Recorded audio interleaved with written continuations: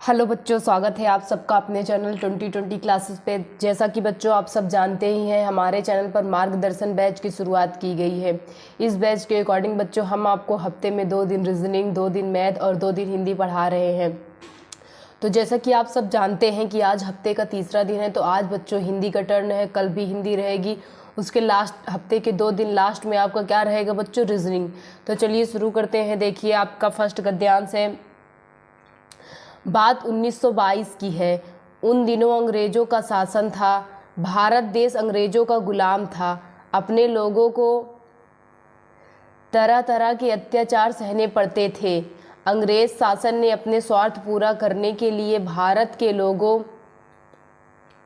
को बहुत डरा धमका कर रखा था, पर उनकी धमकियों के खिलाफ लड़ने की हिम्मत रखने वाले भी लोग थे। ऐसे ही लोग आंध्र प्रदेश के कोया आदिवासी, और उनके नेता का नाम था श्री राम राजू। आंध्र प्रदेश के घने जंगलों के बीच रहने वाले कोया आदिवासी सीधी सादी खेती के माध्यम से अपने रोजी रोटी जुटाया करते थे, पर जब से अंग्रेजों ने उनके बीच आकर अपना हक जमाया, उनका जीवन मुश्किल हो गया। तो देखिए बच्चों, ये गद्यांश किसके ऊपर बेस्ड है? जब अंग्रेजों ने हमारे भारत देश को गुलाम बनाया था। कब कब कब का है ये गद्यांश? जब अंग्रेजों ने हमारे भारत देश को गुलाम बनाया था, उसके ऊपर बेस्ड है ये गद्यांश। इस गद्यांश में हमें ये बताया जा रहा है कि कैसे अंग्रेजों ने हमें गुलाम बनाया था और कैसे हमारे ऊपर तरह तरह के अत्याचार करते थे। उसी तरह आंध्र प्रदेश की कोया जनजाति, आंध्र प्रदेश की कोया आदिवासी जनजाति पे भी वो क्या करते थे? तरह तरह के अत्याचार करते थे। तो चलिए क्वेश्चंस देखते हैं। आपका फर्स्ट क्वेश्चन कह रहा है, भारत देश 1922 में किसका गुलाम था? फर्स्ट ऑप्शन पुर्तगालियों का, सेकंड ऑप्शन डचों का, थर्ड ऑप्शन अंग्रेजों का, फोर्थ ऑप्शन फ्रांसीसियों का। तो देखिए ये हमें गद्यांश के लास्ट शुरू में ही बोला है, बात 1922 की है। उन दिनों अंग्रेजों का शासन था, यानी भारत देश किसका गुलाम था बच्चों? अंग्रेजों का गुलाम था। किसका गुलाम था? अंग्रेजों का गुलाम था। तो आपका फर्स्ट क्वेश्चन का आंसर सी हो जाएगा। चलिए नेक्स्ट क्वेश्चन पे चलते हैं। आपका नेक्स्ट क्वेश्चन कह रहा है, गुलाम शब्द का पर्यायवाची क्या है? गुलाम शब्द का पर्यायवाची क्या है? फर्स्ट ऑप्शन नेता, सेकंड ऑप्शन शासक, थर्ड ऑप्शन अंग्रेज, फोर्थ ऑप्शन नौकर। तो पूछ रहा है हमसे कि गुलाम शब्द का पर्यायवाची बताइए। तो गुलाम शब्द का पर्यायवाची हो जाएगा बच्चों नौकर। क्या हो जाएगा? नौकर। चलिए नेक्स्ट क्वेश्चन पे चलते हैं। आपका नेक्स्ट क्वेश्चन कह रहा है, कोया किस प्रकार का समुदाय है? फर्स्ट ऑप्शन दलित, सेकंड ऑप्शन अल्पसंख्यक, थर्ड ऑप्शन सवर्ण, फोर्थ ऑप्शन आदिवासी। तो देखिए गद्यांश में हमें साफ साफ दिया गया है, ये देखिए कि कोया आदिवासी, आंध्र प्रदेश के कोया, यानी कोया किस प्रकार की जनजाति है बच्चों? आदिवासी है। क्या है? आदिवासी। तो आपका कौन सा ऑप्शन सही हो जाएगा? डी वाला ऑप्शन सही हो जाएगा। कौन सा ऑप्शन सही हो जाएगा? डी वाला ऑप्शन सही हो जाएगा। चलिए नेक्स्ट क्वेश्चन पे चलते हैं।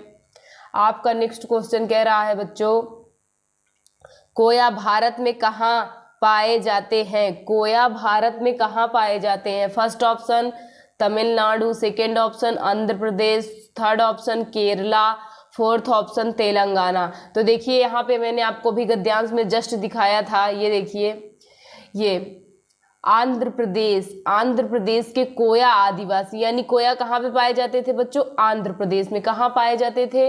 आंध्र प्रदेश में। यानी आपको कौन सा ऑप्शन सही हो जाएगा? आपका बी वाला ऑप्शन सही हो जाएगा। कौन सा ऑप्शन सही हो जाएगा?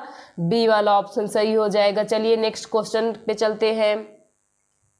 आपका नेक्स्ट क्वेश्चन कह रहा है, स्वार्थ शब्द का विलोम क्या होगा? फर्स्ट ऑप्शन मतलबी, सेकेंड ऑप्शन आर्थी, थर्ड ऑप्शन विपक्षी, फोर्थ ऑप्शन परमार्थ। तो देखिए स्वार्थ शब्द का मतलब होता है जो सिर्फ अपने बारे में सोचता हो, जो सिर्फ अपने से मतलब रखता हो। तो आपका सही आंसर क्या हो जाएगा? मतलबी। क्या हो जाएगा बच्चों? मतलबी। तो देखिए बच्चों, आज हमने आपको फर्स्ट गद्यांश कराया है। जैसे कि मैं आपको हर वीडियो में बताती हूँ कि आप गद्यांश में जो आंसर दिया गया है उसी के अकॉर्डिंग टिक करेंगे। अपने से कोई भी उसमें ऐड नहीं करेंगे। जैसा कि आप सब जानते हैं कि जब आप नवोदय विद्यालय की परीक्षा देने जाएंगे तो उसमें 4 गद्यांश आते हैं। कितने गद्यांश आएंगे बच्चों? 4 गद्यांश। और हम जानते हैं प्रत्येक गद्यांश में कितने क्वेश्चन होते हैं? 5। जो 4 गद्यांश आएगा यानी टोटल क्वेश्चन की बात करें तो कितना आएगा बच्चों? 20 क्वेश्चन आएगा। कितना आएगा?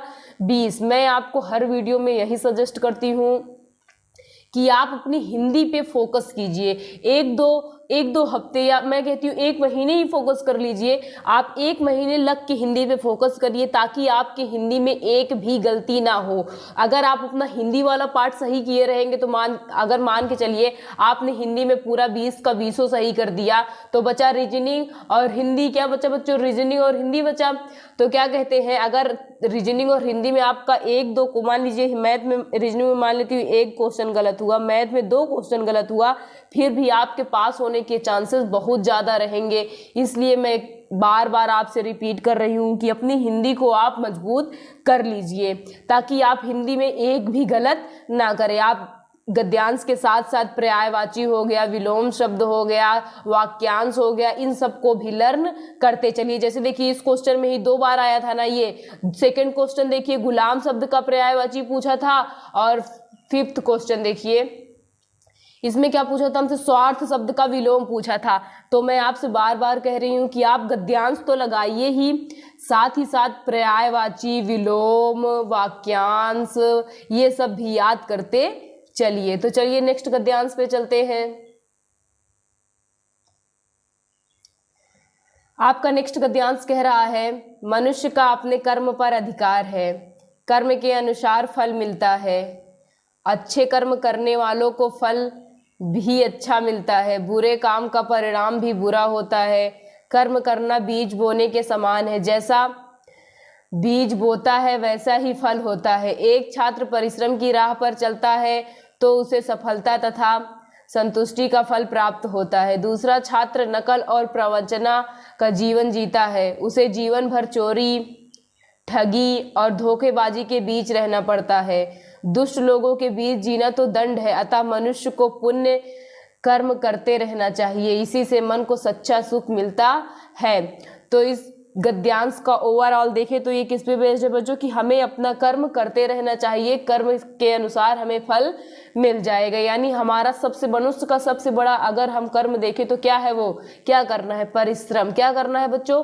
परिश्रम करना है। मनुष्य को अपना काम करते रहना चाहिए, कभी भी उसे थकना नहीं चाहिए, चाहे वो कोई भी काम हो, चाहे आप पढ़ाई कर रहे हो, चाहे कोई बिजनेस कर रहे हो, कुछ भी करिए लेकिन अपने काम में कंटिन्यूटी लाइए। आप अगर उसी काम को रोज करेंगे तो आप में सुधार आएगा ही आएगा। इसी तरीके आप अगर रोज पढ़ेंगे, अगर आप मान लीजिए, मैं मानती हूँ आप अगर 2 भी घंटा पढ़ रहे हैं, कितने घंटे पढ़ रहे हैं बच्चों? 2 घंटे, लेकिन डेली पढ़ रहे हैं, क्या पढ़ रहे? डेली पढ़ रहे हैं, तो आप देखिएगा 2-3 महीने में आप में कितना बड़ा बदलाव आएगा। तो चलिए नेक्स्ट क्वेश्चन पे चलते हैं। क्वेश्चन आपका है, फर्स्ट क्वेश्चन है मनुष्य का किस पर अधिकार है? फर्स्ट ऑप्शन समय, सेकंड ऑप्शन स्वभाव, थर्ड ऑप्शन कर्म, फोर्थ ऑप्शन जिंदगी। तो देखिए अगर हम क्वेश्चंस में देखें तो मनुष्य का अपने कर्म पर अधिकार है। हमसे गद्यांश में फर्स्ट लाइन पर ही बोला है कि उसका मनुष्य का अपने कर्म पर अधिकार है। तो आपको कौन सा ऑप्शन सही हो जाएगा? सी वाला ऑप्शन सही हो जाएगा। कौन सा ऑप्शन सही हो जाएगा बच्चों? सी वाला ऑप्शन सही हो जाएगा। चलिए नेक्स्ट क्वेश्चन पे चलते हैं। आपका नेक्स्ट क्वेश्चन कह रहा है बुरे काम का परिणाम कैसा होता है? बुरे काम का परिणाम कैसा होता है? फर्स्ट ऑप्शन बुरा, सेकंड ऑप्शन अच्छा, थर्ड ऑप्शन अजीब, फोर्थ ऑप्शन इनमें से कोई नहीं। तो जाहिर सी बात है बुरे काम का परिणाम बच्चों कैसा होगा? बुरा ही होगा। और अच्छे काम का परिणाम कैसा होता है? अच्छा ही होता है। चलिए नेक्स्ट क्वेश्चन पे चलते हैं। आपका नेक्स्ट क्वेश्चन कह रहा है कर्म करना किसके समान है? फर्स्ट ऑप्शन काम करने के समान, सेकंड ऑप्शन सोने के समान, थर्ड ऑप्शन बीज बोने के समान, फोर्थ ऑप्शन खाने के समान। तो देखिए मैं इसका आंसर आपको गद्यांश में दिखाती हूँ। यहाँ पे देखिए ये कर्म करना बीज बोने के समान है, यानी कर्म करना किसके समान है? बीज बोने के समान है। तो आपका कौन सा ऑप्शन सही हो जाएगा बच्चों? थर्ड वाला ऑप्शन सही हो जाएगा। कौन सा ऑप्शन सही हो जाएगा? थर्ड वाला ऑप्शन सही हो जाएगा। चलिए नेक्स्ट क्वेश्चन पे चलते हैं। आपका नेक्स्ट क्वेश्चन कह रहा है परिश्रम की राह पर चलने वाले परिश्रम की राह पर चलने वाले छात्रों को कैसा फल प्राप्त होता है? फर्स्ट ऑप्शन ईर्ष्या भाव, सेकंड ऑप्शन मान और प्यार, थर्ड ऑप्शन सफलता तथा संतुष्टि, फोर्थ ऑप्शन ठगी तथा धोखेबाजी। तो इसका आंसर भी गद्यांश में ही छुपा हुआ है। बात यह है कि आप गद्यांश को कितने ध्यान से पढ़ रहे हैं। अगर आप गद्यांश को ध्यान लगाकर पढ़ेंगे और 1 या 2 बार मैक्सिमम तो आप गद्यांश को पढ़िए ही साथ आपको जो भी वर्ड डिफिकल्ट लगे उसको अंडरलाइन जरूर किया करिए। मैं आपसे कितनी बार कह चुकी, आप जब भी गद्यांश को सॉल्व करने के लिए बैठा करिए एक पेंसिल साथ में जरूर लिया रहा करिए। तो जो शब्द आपको डिफिकल्ट लगे उसको अंडरलाइन कर लिया करिए। तो देखिए आपका क्वेश्चन था अगर छात्र परिश्रम करता है तो उसे क्या मिलेगा, ये देखिए यहाँ पे दिया है सफलता तथा संतुष्टि का फल प्राप्त होता है। अगर एक छात्र परिश्रम की राह पर चलता है तो उसे सफलता तथा संतुष्टि का फल प्राप्त होता है। तो चलिए हम क्वेश्चंस की ओर देखते हैं। क्वेश्चन आपका कह रहा था कि परिश्रम की राह पर चलने वाले छात्रों को कैसा फल प्राप्त होगा, तो परिश्रम की राह पर चलने वाले छात्र को सफलता तथा संतुष्टि का फल प्राप्त होगा। आपका कौन सा ऑप्शन सही हो जाएगा? सी वाला ऑप्शन सही हो जाएगा। चलिए इस गद्यांश के लास्ट क्वेश्चन की ओर चलते हैं। आपका लास्ट क्वेश्चन कह रहा है परिश्रम का विपरीतार्थक शब्द क्या है? परिश्रम का विपरीतार्थक शब्द क्या है?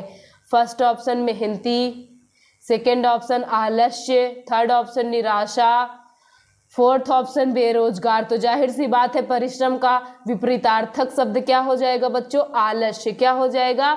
आलस्य। परिश्रम का विपरीतार्थक शब्द आलस्य हो जाएगा। तो बच्चों आज की वीडियो में हमने आपको 2 गद्यांश करवा दिए हैं। कल के वीडियो में भी हम आपको 2 गद्यांश करवा देंगे जिससे आपके 4 गद्यांश हो जाएंगे। आप हमारे चैनल पर लगातार बने रहिए। आप अगर कोई भी वीडियो देख रहे हैं तो उसे शुरू से लेकर के लास्ट तक जरूर देखा करिए। अगर आप वीडियो को बीच में स्किप करके जाते हैं तो आपको ही नहीं समझ में आएगा। आप किसी भी चैनल से पढ़िए, मैं ये नहीं कह रही हूँ कि मेरे चैनल से ही पढ़िए, आप किसी भी चैनल से पढ़िए, लेकिन अगर आप पढ़ रहे हैं कहीं भी पढ़िए तो आप वहाँ पे अपना टाइम दीजिए, क्योंकि टाइम से ही सब कुछ होगा। आप अगर टाइम नहीं देंगे और सोचेंगे मुझे थोड़े से टाइम में बहुत कुछ आ जाए, तो ऐसा कुछ नहीं होने वाला बच्चों। आप मेहनत कीजिए, टाइम दीजिए और अपने सब्जेक्ट्स पे फोकस कीजिए। जब आप इतने ज़्यादा कंसंट्रेट रहेंगे तो आप नवोदय विद्यालय की परीक्षा को जरूर पास करेंगे, मैं आपको भरोसा दिलाती हूँ। आप बस हमारे चैनल पर लगातार बने रहिए और हमारे चैनल को आपने अभी तक सब्सक्राइब नहीं किया है तो प्लीज़ सब्सक्राइब कर लीजिए। चैनल का नाम है बच्चों 2020 क्लासेस। क्या है बच्चों? 2020 क्लासेस। आप इस चैनल को सब्सक्राइब कर लीजिए, साथ में बेल आइकन को भी प्रेस कर दीजिएगा ताकि हम आपके लिए जो रोज़ नए नए वीडियोस डाल रहे हैं उन सब के नोटिफिकेशन आपको टाइम टू टाइम मिलते रहें। थैंक यू बच्चों।